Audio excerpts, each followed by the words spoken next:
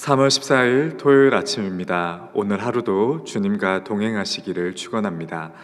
찬송가 218장 찬양하겠습니다.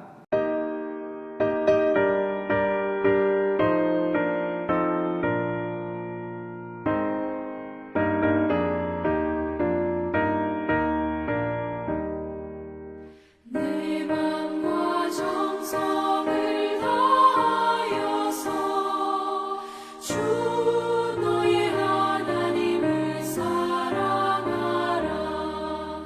내 몸을 아끼고 사랑하듯 형제와 이웃을 사랑하라. 주께서 우리에게 명하시니 그 명령 따라서 살아가리. 널 미워해 치는 원수라도 언제나 너그럽게 사랑하라. 널 핍박하는 자 위에서도 신실한 마음으로 복을 빌라. 주께서 우리에게 명하시니 그 명령 따라서 살아가리.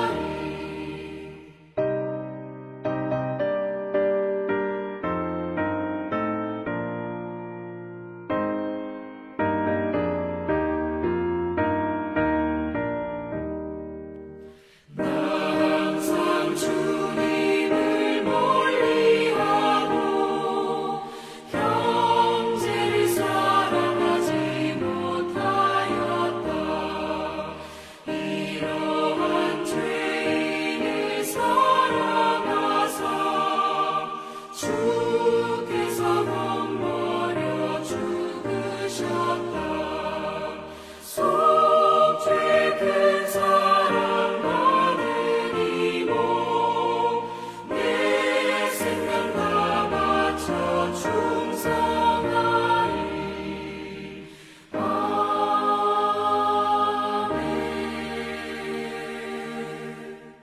오늘 말씀은 마태복음 22장 34절에서 46절까지의 말씀입니다. 예수께서 사두개인들로 대답할 수 없게 하셨다함을 바리새인들이 듣고 모였는데 그 중에 한 율법사가 예수를 시험하여 묻되 선생님, 율법 중에서 어느 계명이 크나이까? 예수께서 이르시되 내 마음을 다하고 목숨을 다하고 뜻을 다하여 주 너의 하나님을 사랑하라 하셨으니 이것이 크고 첫째 되는 계명이요 둘째도 그와 같으니 내 이웃을 내 자신같이 사랑하라 하셨으니 이 두 계명이 온 율법과 선지자의 강령이니라.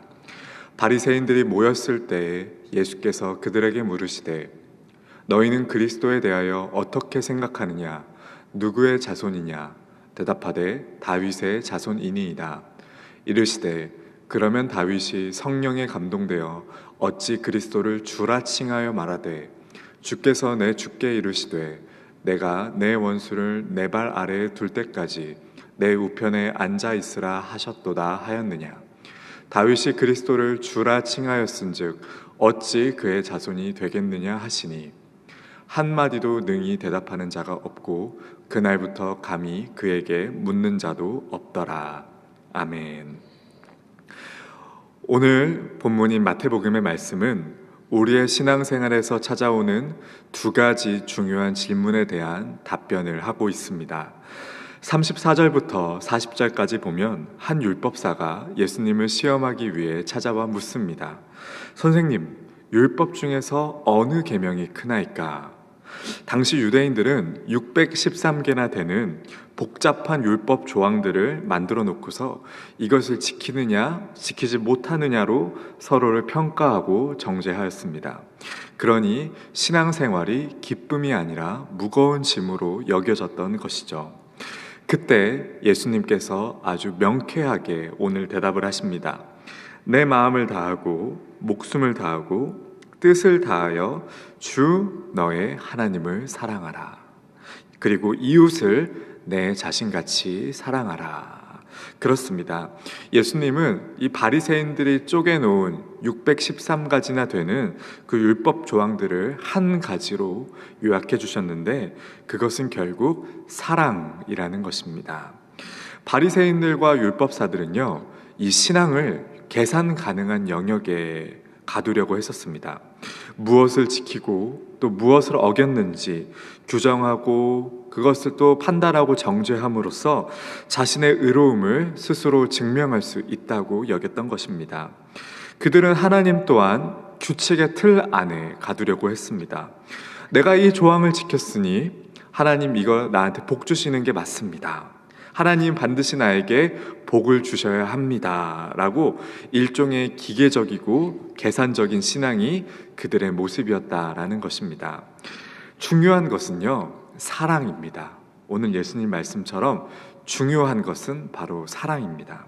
예수님께서 그들에게 내 마음을 다하여 사랑하라 이렇게 말씀하신 것은 차갑게 굳어버린 이 종교의 형태를 산산조각 내신 것입니다. 하나님과의 관계는 합격 증명서에 도장을 받아내는 서류 심사가 아니라는 것이죠.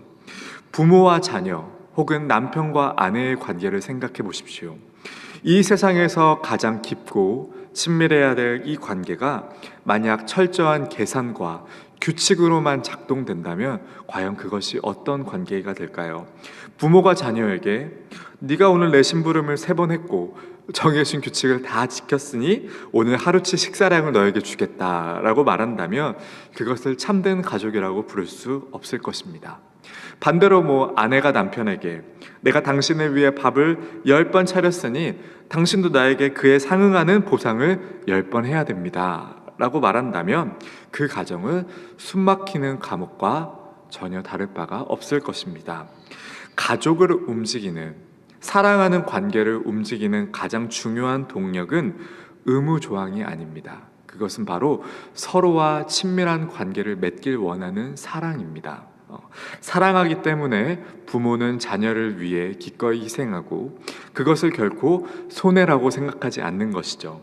남편과 아내는 사랑하기 때문에 이 법적인 규칙이 없어도 서로의 마음을 가장 먼저 헤아리고 존중하는 길을 자발적으로 선택한다는 것입니다.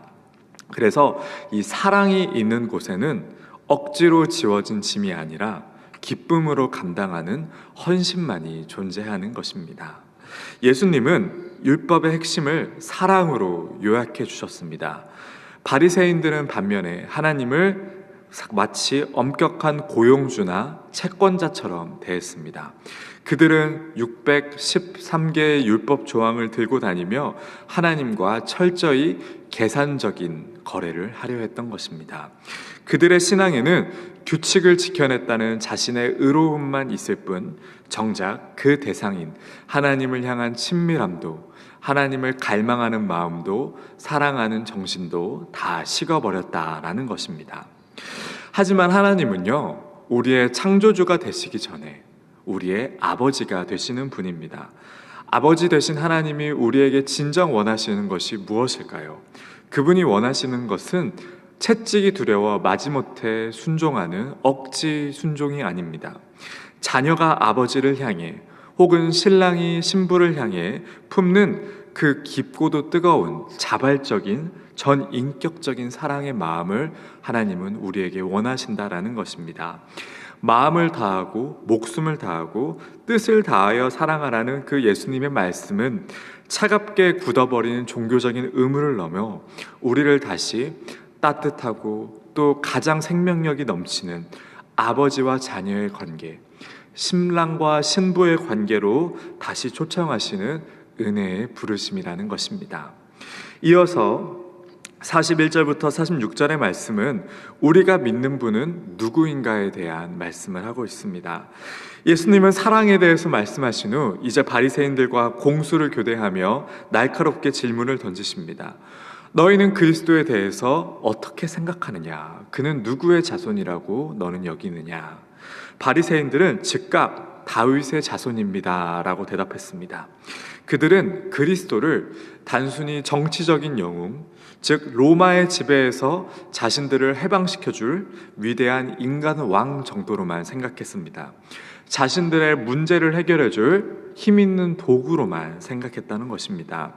이때 예수님은 시편 110편의 말씀을 인용하시며 그들의 편협한 생각을 깨트리시죠. 다윗이 성령에 감동되어 그리스도를 주라 불렀는데 어떻게 그리스도가 단순히 다윗의 자손이 될 수 있느냐? 육신으로는 다윗의 후손으로 오셨지만 그분은 다윗이 태어나기 전부터 존재하셨던 온 세상의 창조주이시며 다윗조차 엎드려야 할 하나님이심을 선포했던 것입니다. 그렇습니다.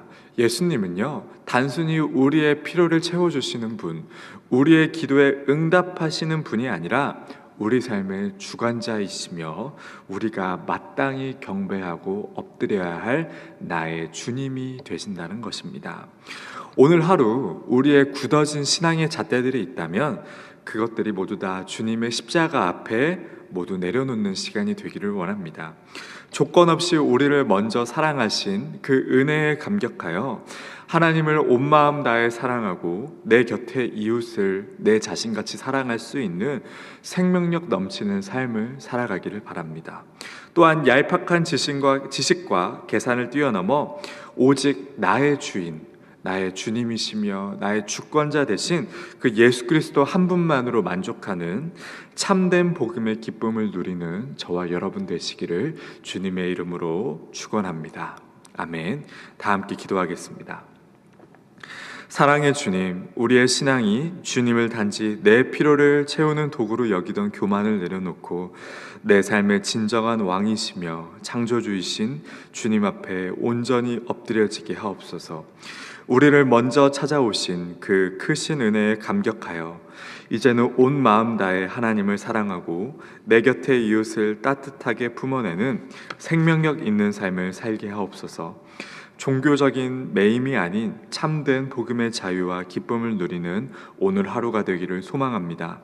예수님의 이름으로 기도드립니다. 아멘. 하늘에 계신 우리 아버지, 아버지의 이름을 거룩하게 하시며 아버지의 나라가 오게 하시며 아버지의 뜻이 하늘에서와 같이 땅에서도 이루어지게 하소서. 오늘 우리에게 일용할 양식을 주시고 우리가 우리에게 잘못한 사람을 용서하여 준 것 같이 우리 죄를 용서하여 주시고 우리를 시험에 빠지지 않게 하시고 악에서 구하소서. 나라와 권능과 영광이 영원히 아버지의 것입니다. 아멘.